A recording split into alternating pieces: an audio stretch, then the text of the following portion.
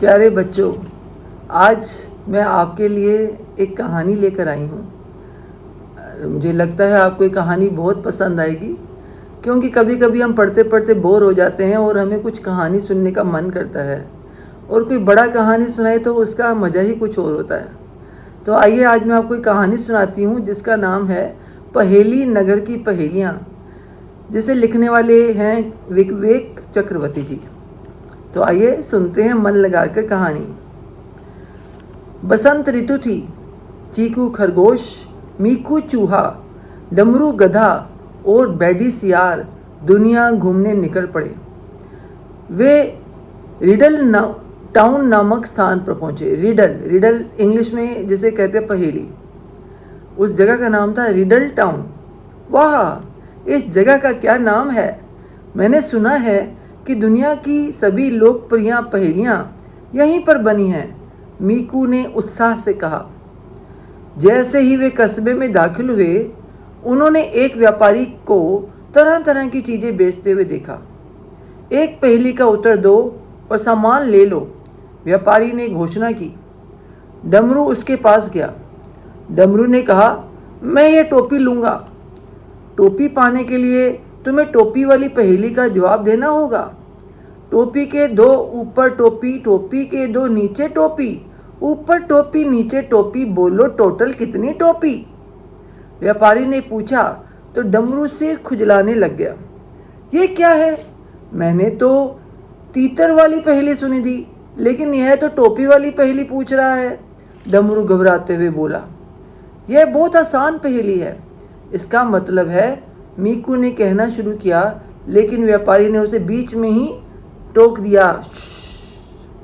1000 रुपये दो। क्या तुमने नियम नहीं पढ़ा? पहेली पूछने वाला ही जवाब दे सकता है। अगर कोई और बीच में बोलता है तो उस पर 1000 रुपये का जुर्माना लगेगा। उसने नीचे लगे बोर्ड की ओर इशारा करते हुए कहा, और मीकू ने दुखी मन से 1000 रुपये दे दिए। मीकू ने गुस्से में कहा, डमरू की वजह से मुझे 1000 रुपये का नुकसान हुआ है। मीकू, जब मैं जवाब देने ही वाला था, तुमने मुझे बीच में टोक दिया।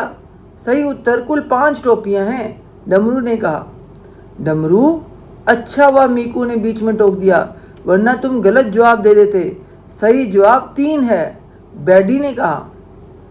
अगर उसने गलत जवाब दिया होता तो डमरू को 100 सोने के सिक्के दिए जाते, ताकि वह उचित शिक्षा प्राप्त कर सके और पहेलियों के सही उत्तर दे सके, टोपी व्यापारी ने कहा। अद्भुत! पता चला कि मीकू ने असल में डमरू को ही हरा दिया, बैडी हंसते हुए बोला। वे रिडल टाउन में घूमते रहे। कुछ दूर चलने के बाद उन्हें एक फल विक्रेता दिखाई दिया, जिससे मीकू ने कुछ फल खरीदने का अनुरोध किया। क्या आप पैसे देकर सेब खरीदना चाहते हैं या पहेली का उत्तर देकर? फल विक्रेता ने पूछा। मैं पहेली का उत्तर देकर फल लूँगा, मीकू ने जल्दी से कहा। 2 के 2 आगे 0, 2 के 2 पीछे 0, आगे 0 पीछे 0, बोलो टोटल कितने 0? फल विक्रेता ने पूछा। मीकू ने मन ही मन सोचा, यह पहेली भी बिल्कुल टोपी वाली पहेली की तरह ही है, और इसका उत्तर भी उन दोनों पहेलियों जैसा ही होना चाहिए। इस पहेली का उत्तर 3 है, मीकू ने मुस्कुराते हुए कहा। गलत जवाब। सही जवाब 4 है। तुम सभी को गणित की क्लास में जाकर पढ़ना चाहिए, फल विक्रेता ने कहा। तो सब चौंक गए। लेकिन हमें गणित क्यों पढ़नी चाहिए? डमरू ने हैरानी से पूछा। तुम्हारे दोस्त की गणित कमज़ोर है, तो इसका मतलब है कि तुम्हारी गणित भी कमज़ोर है। ऊपर लिखे हुए नियम को देखो, फल विक्रेता ने बोला। सभी ने उस तरफ देखा जहाँ वह लिखा हुआ था। यदि कोई पहेली का उत्तर देने में असफल रहता है, तो उसे और उसके साथ मौजूद सभी लोगों को गणित सीखनी पड़ती। उन सभी को लंबे समय तक गणित पढ़ाई गई और वे पूरी तरह से थक गए थे। उसके बाद वे रिडल टाउन के राजा के महल में पहुंचे, जहां बड़े अक्षरों में लिखा था कि पहेली का उत्तर देने वाले व्यक्ति को 10,000 सोने के सिक्के दिए जाएंगे। वाह, 10,000 सोने के सिक्के! चलो अंदर चलते हैं और महाराज की पहेली का जवाब देकर जीतते हैं, बैंडी ने कहा। बैंडी, अगर जवाब ना देने पर सजा हो तो क्या होगा? चीकू ने चेतावनी दी। पहेली का उत्तर ना देने पर अधिकतम क्या सजा हो सकती है? हमें किसी कक्षा में बिठाकर गणित या कुछ और पढ़ाया जाएगा।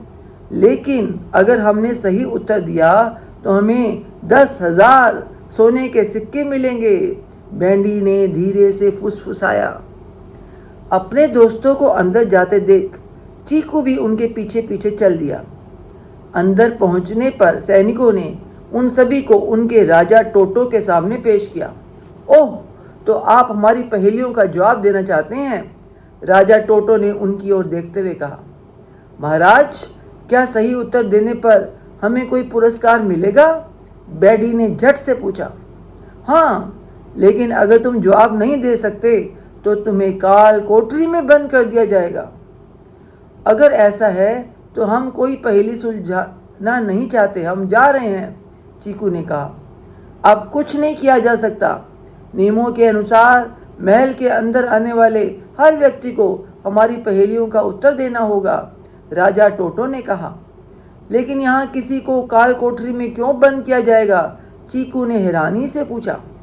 ऐसा इसलिए क्योंकि अन्य स्थानों पर नागरिक सामान्य रूप से घूमते फिरते आते जाते हैं और पहेली का उत्तर खोजने का प्रयास करते हैं। लेकिन जो भी महल में पहेली का उत्तर खोजने आता है वह 10,000 सोने के सिक्कों के लालच में आता है और ऐसे लालची लोगों को दंडित किया जाना चाहिए। ठीक है, अब मुझे बताओ, मेरी पहली पहेली का उत्तर कौन देगा? राजा टोटो ने पूछा। बैंडी ने डरते हुए अपना हाथ उठाया। पहेली है, दिन में सोती रात में रोती, जितना रोती है उतना खोती। राजा टोटो ने पहेली पूछी तो बैंडी घबरा गया। देखो, मैं तुम्हारी मदद करता हूँ। मैं जवानी में लंबा होता हूँ और बुढ़ापे में छोटा। मैं हवा में कांपता हूँ। मैं 17 साल का हूँ। यह रोने धोने वाली पहेली क्या है जो इसने पूछी है? बैंडी ने बुदबुदाते हुए अपना सिर पकड़ लिया और बैठ गया। तुम मेरी पहेली का उत्तर नहीं दे सके, इसलिए मैं तुम्हें काल कोठरी में बंद करने का आदेश देता हूँ। उत्तर था मोमबत्ती। अब तुम्हारी बारी है, राजा टोटो ने कहा। महाराज, मैं बहुत छोटा हूँ, इसलिए कृपया मुझसे एक सरल पहेली पूछिए, मीकू ने कहा। हाँ बिल्कुल, मैं एक पल में यहाँ आता हूँ, एक पल में चला जाता हूँ, मुझे कोई रोक नहीं पाया है, राजा टोटो ने कहा। इसका जवाब तो मैं खुद हूँ। मेरे जंगल में कई बदमाशों ने मुझे पकड़ने की कोशिश की है, लेकिन मैं हमेशा उनसे बच निकलता हूँ और कोई मुझे रोक नहीं सकता, मीकू बोला। मूर्ख, इस पहेली का उत्तर समय है, राजा टोटो ने कहा। महाराज, पहेली पूछने से पहले मेरी एक शर्त है। अगर मैं आपकी पहेली का सही उत्तर दे दूं तो आप उन सभी को रिहा कर देंगे जिन्हें आपने सिर्फ इसलिए जेल में डाल रखा है क्योंकि वे आपकी पहेलियों का उत्तर नहीं दे पाए हैं, चीकू ने जल्दी से कहा। इस पर राजा टोटो सहमत हो गए। तुम्हारे लिए पहेली है, एक हरा किला और एक सफ़ेद दीवार, एक लाल महल में 100 संतरी, मैं क्या हूँ? राजा टोटो ने पूछा। महाराज, आप जानबूझकर ऐसी पहेली पूछ रहे हैं जिसका कोई उत्तर नहीं है, मीकू, बैंडी और अन्य लोग चिल्ला उठे। मूर्खो, तुम्हारी हिम्मत कैसे हुई मुझे झूठा कहने की? राजा टोटो ने गुस्से में कहा। महाराज, आपकी पहेली का उत्तर तरबूज है।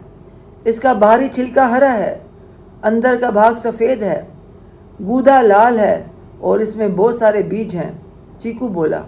शाबाश, मैं तुमसे बहुत खुश हूँ। मैं चाहता हूँ कि तुम रिडल टाउन में ही रहो, राजा टोटो ने ताली बजाते हुए कहा। धन्यवाद महाराज, लेकिन मुझे घर जाना है। मैं आपका निमंत्रण स्वीकार नहीं कर सकता, चीकू ने कहा। राजा टोटो ने उन सभी कैदियों को जेल से रिहा कर दिया जो पहेलियों का उत्तर देने में असफल रहे थे। सभी कैदियों ने चीकू को धन्यवाद दिया और चले गए। चीकू, सही जवाब देने के लिए तुम्हें राजा से बहुत सारा धन मांगना चाहिए था। हमें कुछ नहीं मिला, बैंडी ने उदास होकर कहा। बैंडी, हमने सीखा कि लालच नहीं करना चाहिए और किसी तरह किसी जगह पर जाने से पहले उसके बारे में पूरी जानकारी हासिल कर लेनी चाहिए, नहीं तो हम मुसीबत में पड़ सकते हैं। चीकू ने हंसते हुए कहा और सभी ने उसकी बात मान ली और आगे बढ़ गए। ये कहानी यहीं समाप्त होती है, यहीं ख़त्म होती है। तो इसमें आपने दो बातें सीखी कि हमें कभी लालच नहीं करना चाहिए, और दूसरी बात, किसी भी नई जगह पर जाने से पहले उस जगह के बारे में पूरी जांच पड़ताल करें। वो जगह कैसी है, वो जगह में जाने के क्या तरीके हैं, वहाँ पर क्या क्या फेमस है। तो इन दो बातों की आदत डाल लीजिए। Thank you very much. God bless you all. फिर मिलेंगे एक नई कहानी के साथ या एक नई लेसन के साथ। Thank you.